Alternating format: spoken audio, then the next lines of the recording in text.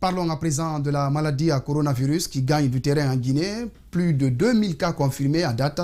Selon l'Agence nationale de sécurité sanitaire, certaines cliniques privées et pharmacies de Conakry tirent la sonnette d'alarme. Ces structures sanitaires disent être exposées au Covid-19, notamment avec la disparition dans la nature de plus de 500 personnes testées positives au nouveau Covid-19. Par ailleurs, elles invitent l'État à leur venir en aide pour faire face à la pandémie. Abdoulaye Sadio Diallo, Amara Alexila, Ibrahima Souma. Plus de 500 personnes positives au Covid-19 introuvables par les autorités sanitaires guinéennes. La situation expose particulièrement les cliniques privées qui servent généralement de porte d'entrée à plusieurs malades à Conakry. Autant que les autres collègues, nous nous sentons exposés au Covid-19 avec les patients qui viennent et qu'on ignore. Et surtout que ce n'est pas tous les patients qui sont symptomatiques. Ce que nous pouvons faire, nous, c'est prendre des mesures drastiques vis-à-vis de nous-mêmes et vis-à-vis des patients qui viennent. L'inquiétude est grandissante chez le personnel soignant au regard du sous-équipement des structures sanitaires du pays. Les 600 malades fuient là, ça peut se multiplier par millions. Ces millions-là viennent vers les cliniques d'abord en premier lieu. Quand ils viennent, on n'a pas de tests rapides de dépistage, on n'a pas d'équipement. Vraiment, ça va ravager le personnel soignant. C'est une chose que nous ne souhaitons pas. Dans les pharmacies aussi, le non-contrôle de ces centaines de cas positifs de Covid-19 provoque une frayeur. Il n'est pas exclu que des contaminés tentant l'automédication se rabattent sur ces points de vente de médicaments. La vigilance est donc de mise. Les clients sont soumis à un contrôle strict avant d'être servis de produits pharmaceutiques. Une fois qu'un client est servi, nous nous lavons les mains avec les gels. Et une fois que cela est fait aussi, nous leur disons de respecter des mesures. Vous n'êtes pas sans savoir, d'autres peuvent venir avec des situations compliquées. Mais nous ne pouvons pas maîtriser cela. Et nous pensons qu'avec une telle situation, en respectant les mesures barrières, cela nous permettra vraiment de pouvoir limiter le nombre de contagions. La Fédération nationale des cliniques privées invite l'État à les impliquer dans la lutte contre la pandémie. Nous plaidons l'État et ses partenaires de nous impliquer dans la gestion de riposte. Pour retrouver les centaines de personnes positives au Covid-19 qui constituent aujourd'hui un danger ambulant, les cliniques privées proposent le dépistage massif et une collaboration publique-privée. La maladie gagne du terrain et pourtant des mesures préventives, notamment les gestes barrières existent, mais sont-elles respectées par les citoyens? Élément de réponse avec ce reportage signé Mamadou Saliouba. En Afrique, se serrer les mains est plus qu'une habitude, c'est un mode de vie. Mais avec le Covid-19, les poignées de main sont déconseillées et à la place, d'autres formes de salutation ont vu le jour. On n'a pas le droit à se serrer les mains. On se salue tout doucement à distance pour éviter, comment on appelle ça, ce cas de maladie.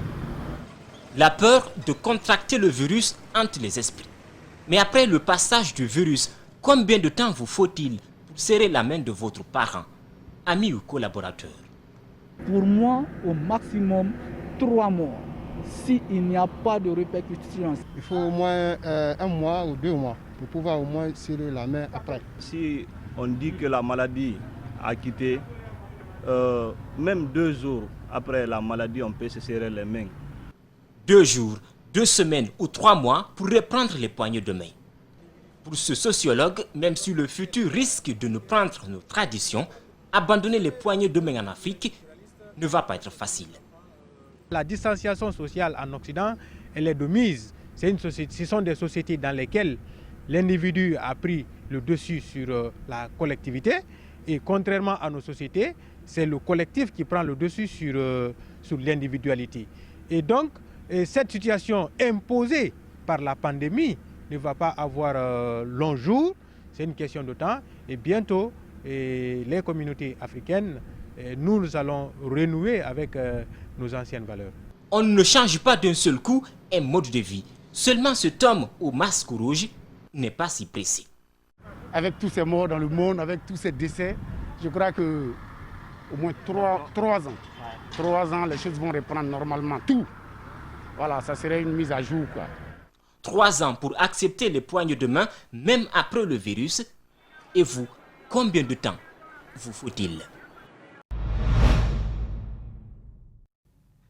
Face à cette situation, des Guinéens de France s'investissent dans la lutte contre la maladie en Guinée à travers une plateforme dénommée Stop Covid-19. Cette structure humanitaire vient d'offrir des vivres à certaines structures hospitalières et orphelinats de la capitale. Idrissa Bari commente les images d'Abou Korea Kourma. Pour aider à lutter contre la propagation du coronavirus, les Guinéens de France, avec l'accompagnement de la représentation diplomatique, se sont mobilisés en collectif afin de coordonner des actions humanitaires en faveur des plus nécessités en cette période de crise sanitaire. C'est dans ce cadre que ce collectif, avec la collaboration du mouvement Corona Tondi, basé à Conakry, a identifié certaines structures pour leur offrir des vivres.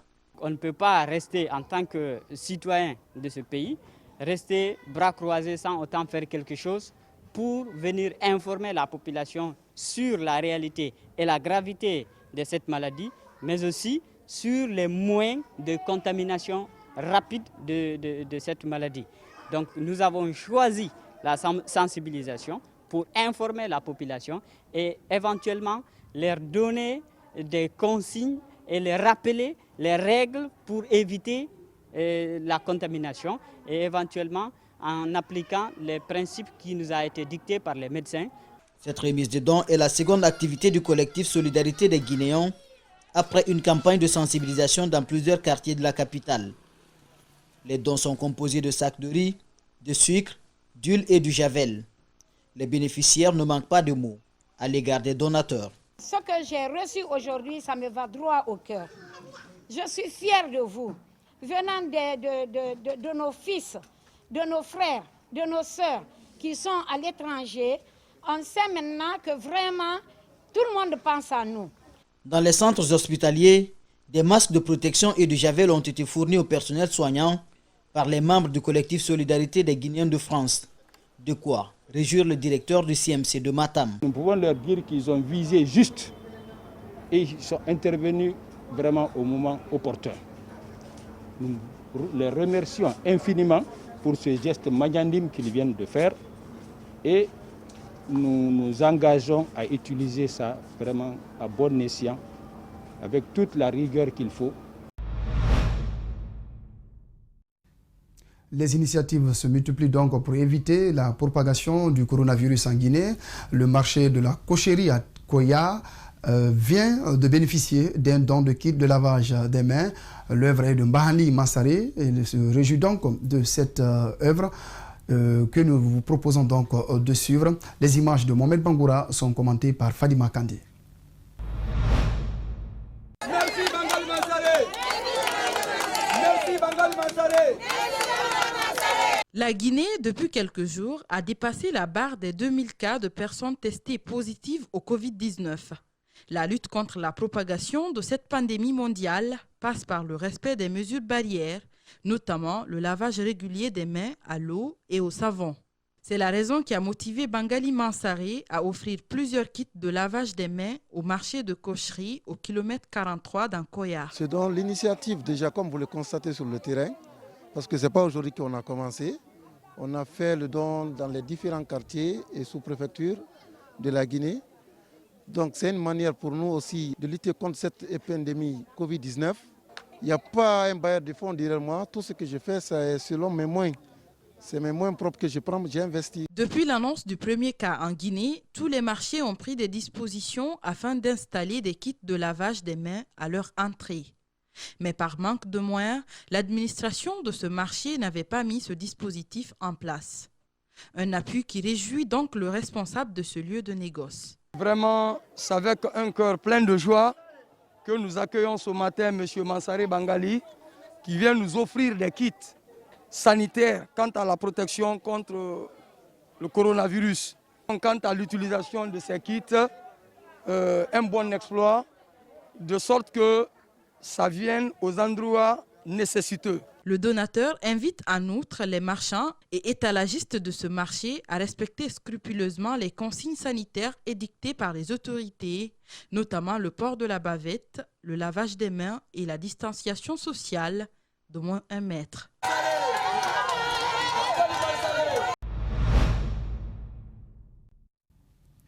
L'actualité à l'étranger dans ce journal. En bref et en images, premier jour de déconfinement en France, la circulation reprend progressivement sous l'avenue des Champs-Élysées à Paris, quasi déserte pendant 55 jours, comme vous le constatez sur ces images. Dans le quartier d'affaires de la Défense, aux portes de Paris, la vie reprend doucement. Les Français se sentent pour le moment soulagés et les activités reprennent timidement. Dans le même sillage, en déplacement à la gare de l'Est à Paris, la ministre de la Transition écologique, Elisabeth Borne, appelle entreprises et citoyens à prendre leur part pour réussir le déconfinement à partir de ce lundi. Ce dernier s'annonce difficile dans les transports publics d'Île-de-France, où le respect des règles de distanciation va réduire drastiquement la capacité. On l'écoute. À partir donc de demain, maintenant, moi j'en appelle à la fois à chaque entreprise et à chaque citoyen pour qu'il prenne aussi sa part dans la réussite de ce déconfinement. Ça veut dire d'abord pour les entreprises de mettre en œuvre la charte qui a été discutée ici en Île-de-France pour que tous ceux qui peuvent télétravailler continuent à le faire, que les horaires soient étalés. C'est la fin de ce journal. Merci de l'attention. Rendez-vous sur notre site espacetvguinée.info pour revoir cette édition d'information réalisée par toute l'équipe de la rédaction. Bonsoir chez vous.